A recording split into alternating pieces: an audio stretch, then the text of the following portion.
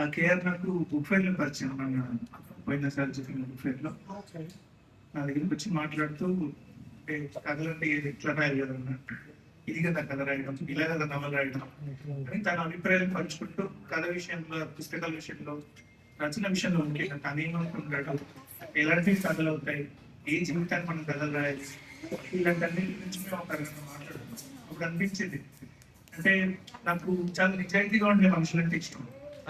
రచనల్లో కూడా నిజాయితీ చూపించే మనుషులు అంటే రచయితలు అంటే చాలా ఇష్టం. ఎందుకంటే వాళ్ళు ఎవరినో మెప్పించడంతో కాకుండా ఈ కథ నేను చెప్పాలి, ఈ కథ చెప్పాల్సిన అవసరం ఉంది అని నమ్ముతారు కదా, అలాంటివి చేస్తున్నారంటే నాకు చాలా నచ్చుతారు.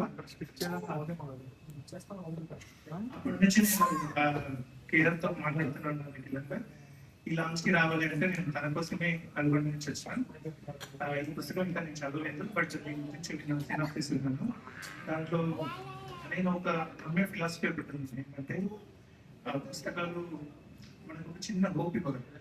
నేను ఈ మధ్య కొన్ని రోజులుగా జీవనకాంక్ష గురించి ఆలోచిస్తున్నాను. మనిషికి బతకాలను కోరిక ఎందుకు వస్తుంది అంటే కొందరికి కుటుంబం ద్వారా, కొందరికి పిల్లలు, ఏదో ఒకటి చూసుకుని మంచి జీవనకాంక్షతో బతుకుతా ఉంటాడు. అంటే ఆ జీవనకాంక్షను వెతుక్కుంటాడు. నేను దాని గురించి ఎంతో బాగా ఆలోచిస్తున్నాను. ప్రతి సినాసిస్ చదివినప్పుడు ఆయన ఏమంటాడంటే బ్యాక్లాగ్స్ అంటే కేవలం కాలేజీలో మనం ఫెయిల్ అయిన ఎగ్జామ్ మళ్ళీ రాయడం కాదు.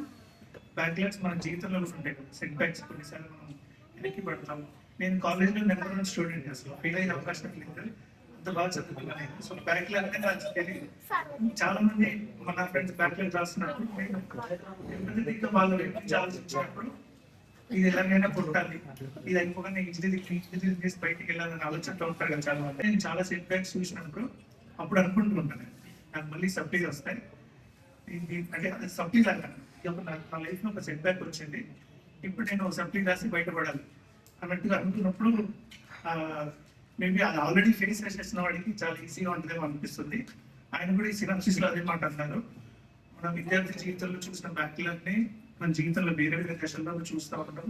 ఆ బ్యాక్లాగ్స్ ని దాటుకొని బయటికి వచ్చి పట్టగలగాలి మనం. ఆ ఆశని ఈ పుస్తకం ఇస్తుంది అనుకుంటారు అన్నమాట. సో ఒక పుస్తకం మనకి బతకడానికి ఆశని ఇస్తుందంటే అంతకుమించి ఇంకేం కావాలి. సో నేనైతే ఈ పుస్తకం చదవడానికి ఎక్సైటెడ్ గా ఉన్నా. విజయ్ గారికి కంగ్రాచులేషన్, కేఆర్కి కూడా. కేఆర్కి ఇంకా ప్రత్యేకంగా కంగ్రాచులేషన్ చెప్పాలి, ఎందుకంటే నేషనల్ అవార్డ్ విన్నింగ్ సినిమాకి writer. So yeah, thanks everyone.